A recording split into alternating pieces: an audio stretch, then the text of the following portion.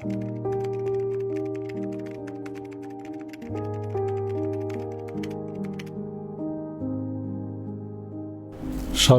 ব্রজমোহন কলেজের উদ্ভিদবিদ্যা বিভাগের বিভাগীয় প্রধান প্রফেসর মোহাম্মদ রফিকুল ইসলাম আমার একজন সহকর্মী। আমরা একই ব্যাচের, একই সাথে চাকরিতে যোগদান করেছি এবং তার সাথে সরকারি ব্রজমোহন কলেজে আমি দীর্ঘ সময় কর্মরত আছি। আমি যতটুকু তাকে দেখেছি যে তিনি একজন প্রকৃত শিক্ষক, একজন একাডেমিশিয়ান এবং ছাত্রছাত্রীদের জন্য তিনি তার এই চাকরি জীবনের পুরো সময়টাই তিনি ব্যয় করেছেন। আমার বিশ্বাস যে তার যে সেবা এবং ছাত্রদের প্রতি যে তার আন্তরিকতা এবং তিনি যে শিক্ষা দিয়েছেন, তার এই শিক্ষায় আজকের তার ছাত্রছাত্রীরা দেশ বিদেশে আজকের প্রতিষ্ঠিত। এ ধরনের একজন শিক্ষককে আমরা আজকের অবসরজনিত কারণে তিনি এখান থেকে বিদায় নিচ্ছেন। আমি মনে করি যে একজন শিক্ষক, একজন অধ্যাপক, তার কখনো অবসর হয় না। শিক্ষক হিসাবে তিনি আজীবন ছাত্রছাত্রীদের সেবা দিতে পারেন, সাধারণ মানুষকে তিনি সেবা দিতে পারেন, জ্ঞান দিতে পারেন। ভবিষ্যতে তিনি যতদিন থাকবেন তার কাছ থেকে জাতি, ছাত্রছাত্রী তারা একইভাবে উপকৃত হবে। আমি তার সুস্বাস্থ্য এবং তার দীর্ঘায়ু কামনা করছি। আজকের এই ঘরোয়া অনুষ্ঠানের যাকে নিয়ে আজকে আয়োজন, আমাদের সেই শ্রদ্ধেয় উদ্ভিদ বিজ্ঞান বিভাগের প্রফেসর মোহাম্মদ রফিকুল ইসলাম, আমার বড় ভাই। বিদায় তো ওভাবে হয় না। কর্মক্ষেত্রের একটা নির্দিষ্ট সময় আছে, যে সময় পর্যন্ত মানুষের কর্মজীবন অতিবাহিত করতে হয়। প্রফেসর জনাব রফিকুল ইসলাম স্যার একাধারে আমার ছাত্র জীবনের সুযোগ্য গুণী একজন শিক্ষক, অপরদিকে আমার পেশাগত জীবনের একজন গুণী একজন সহকর্মী। স্যার 1996 সালে জয়েন করেছেন। যেদিন জয়েন করেছেন সেদিন আমরা স্যারকে স্বাগত জানিয়েছিলাম। তো সেই হিসাবে স্যারের শুরুর কর্মদিবস বিএম কলেজে এবং শেষ কর্মদিবস সহকারী হিসাবে স্যারের পাশে থাকতে পেরে আমি ভীষণ আনন্দিত, উদ্বেলিত। স্যারের সাথে আমার পরিচয় অবশ্য সেই 2004 সাল থেকে 2001-এ আমি জয়েন করেছি চাকরিতে।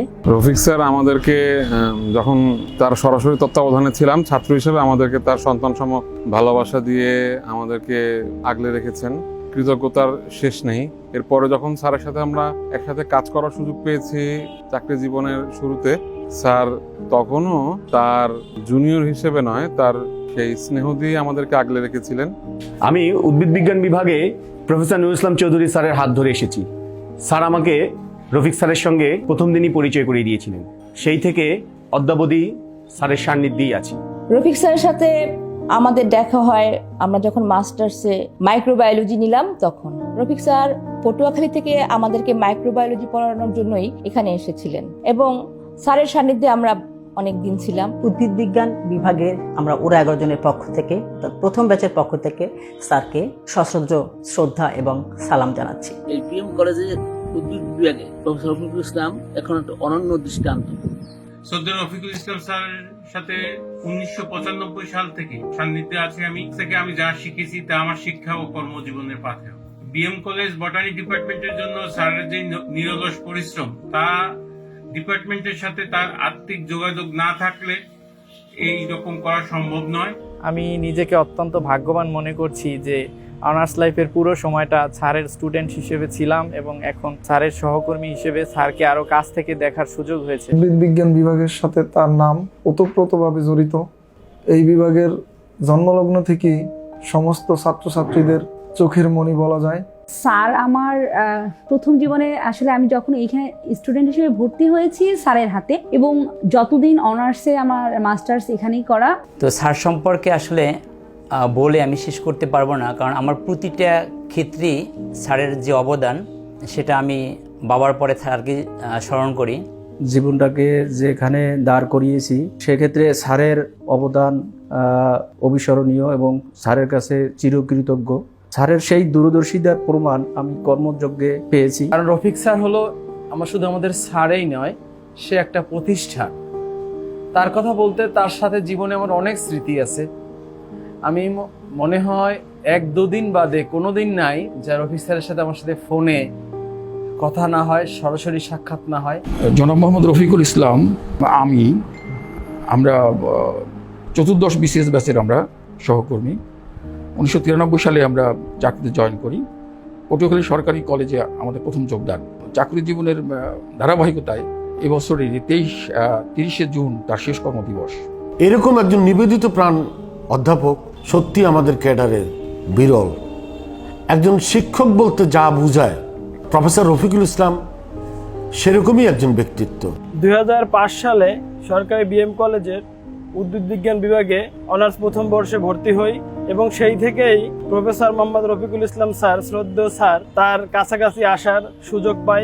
স্যারের সাথে যে আমাদের একটা সম্পর্ক, আসলে স্টুডেন্ট আর টিচার, কিন্তু কখনো এই অল্প সময় মনে হয় না যে স্যার আসলে একজন ডিপার্টমেন্ট হেড হিসাবে সে এতটা পরিমাণ আন্তরিক। বিএম কলেজের বোটানি ডিপার্টমেন্ট, আমাদের সম্মানিত চেয়ারম্যান স্যার, যিনি হচ্ছে আমাদের প্রেরণা শক্তি।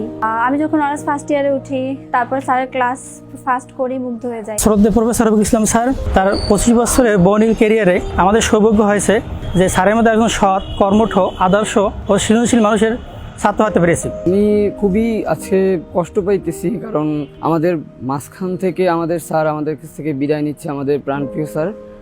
স্যার আজকে ডিপার্টমেন্ট থেকে অবসর নিচ্ছেন, এটা খুব খারাপ লাগার একটা বিষয়। এরকম একজন স্যারকে সামনে থেকে বিদায় দেব আমার পক্ষে মেনে নেওয়া এটা সত্যি কষ্ট, কিন্তু তারপরেও এটা একটা নিয়ম। স্যার যতটা কোঅপারেটিভ, এটা সত্যি মানে প্রশংসার দাবিদার।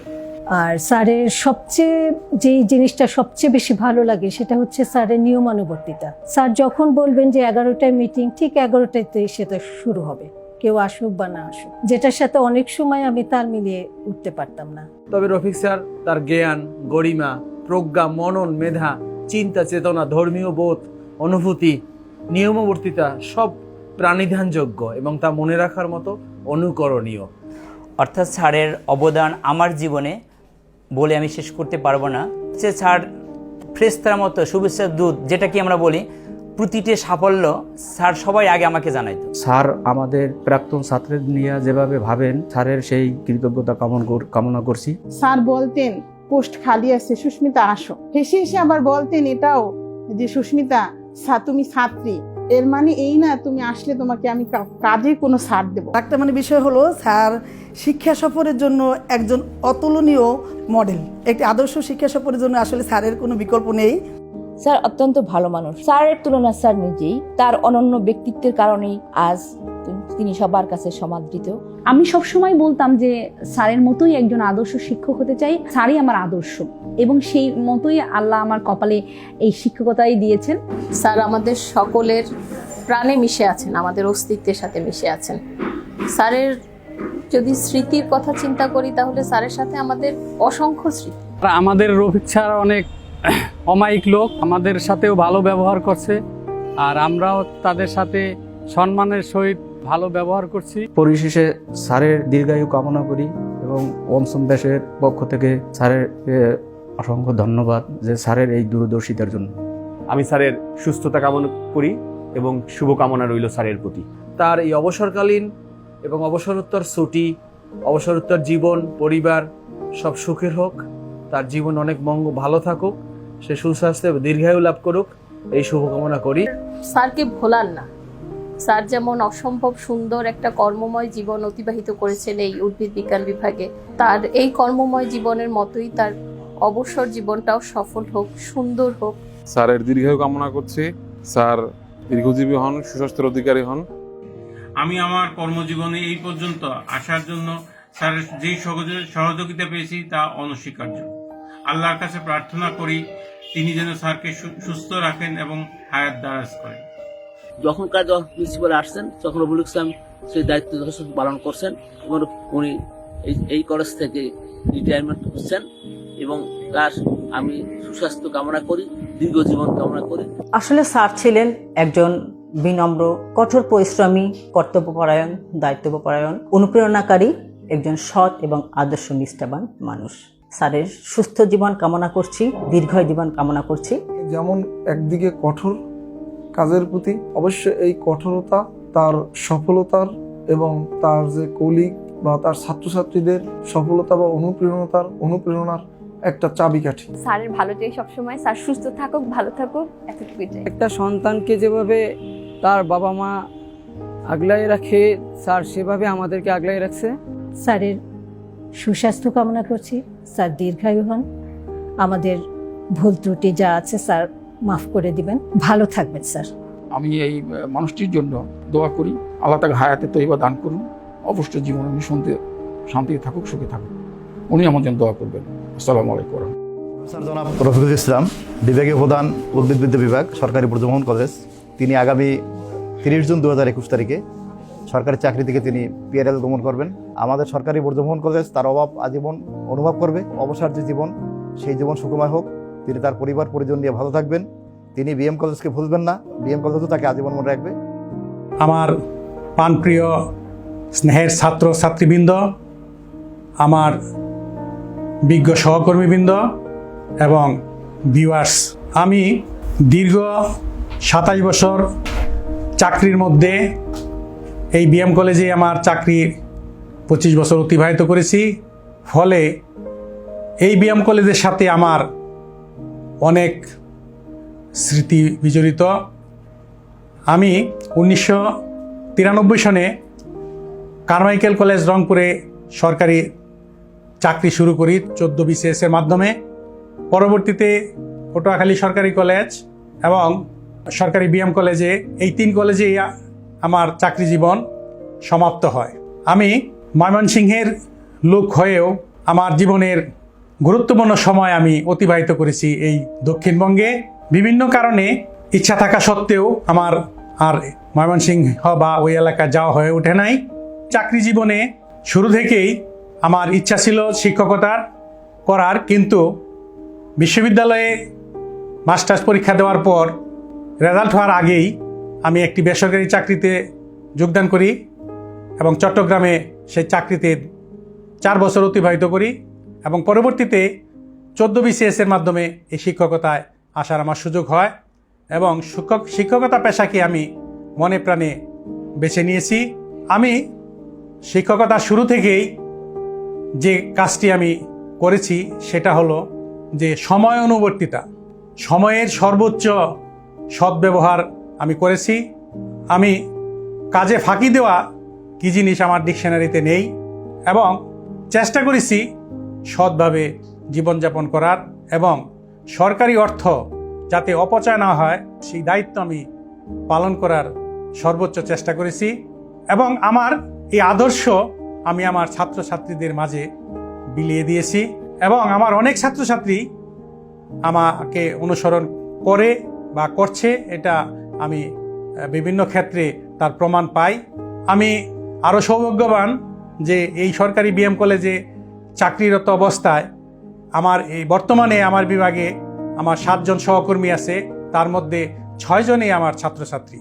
আমার ছাত্রছাত্রীরা বিভিন্ন পেশায় বিভিন্ন অ্যাঙ্গেলের চাকরিতে তারা প্রতিষ্ঠিত হয়েছে, যে যেখানে আছে তারা ভালো অবস্থায় আছে এবং আমার সাথে যোগাযোগ অনেকেরই আছে এবং তারা আমাকে স্মরণ করে সময় মতো বা সুযোগ হলে আমিও তাদের সাথে যোগাযোগ রক্ষা করার চেষ্টা করি। আমি এখানে থাকা অবস্থায় কলেজের বিভিন্ন কাজে বা গুরুত্বপূর্ণ দায়িত্ব আমি পেয়েছি এবং সেগুলো সুষ্ঠুরূপে পালন করার চেষ্টা করেছি। তার মধ্যে অন্যতম প্রধান 2008 সাল থেকে আমি বরিশাল অঞ্চলের প্রথম অবস্থায় বরিশাল বিভাগের শিক্ষক নিয়োগ সংক্রান্ত কাজে অধ্যক্ষ মহোদয়ের পক্ষে কাজ করেছি এবং পরবর্তী সময় জেলাগুলো ভাগ হয়ে যাওয়ার পর বরিশাল বিভাগের বেসরকারি কলেজ এবং মাদ্রাসা শিক্ষক নিয়োগ সংক্রান্ত কাজ করেছি। পরবর্তী সময় মাদ্রাসা পৃথক হয়ে যায়।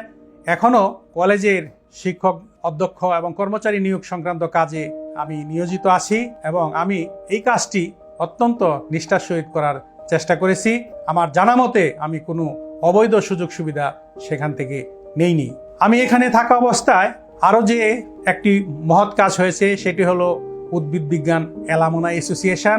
আমার কিছু ছাত্রছাত্রী তারা ইচ্ছা প্রকাশ করলো যে উদ্ভিদ বিজ্ঞান অ্যালামনাই অ্যাসোসিয়েশন গঠন হবে, কিন্তু বিএম কলেজের কোনো বিভাগে আলাদাভাবে অ্যালামনাই অ্যাসোসিয়েশন গঠন হয় নাই। সেজন্য সবার প্রথম এই উদ্ভিদ বিজ্ঞানের অ্যালামনাই অ্যাসোসিয়েশন গঠনটা একটু কঠিন কাজ ছিল।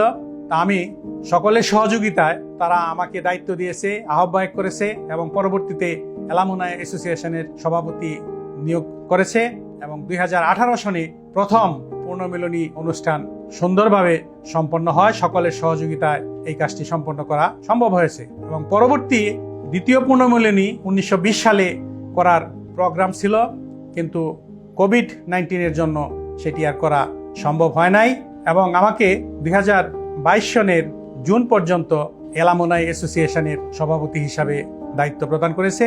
যদি পরিস্থিতি স্বাভাবিক হয়, ইনশাল্লাহ দ্বিতীয় এলামনাই পুনর্মিলনী অনুষ্ঠান আমি করব, এই আশা রাখি।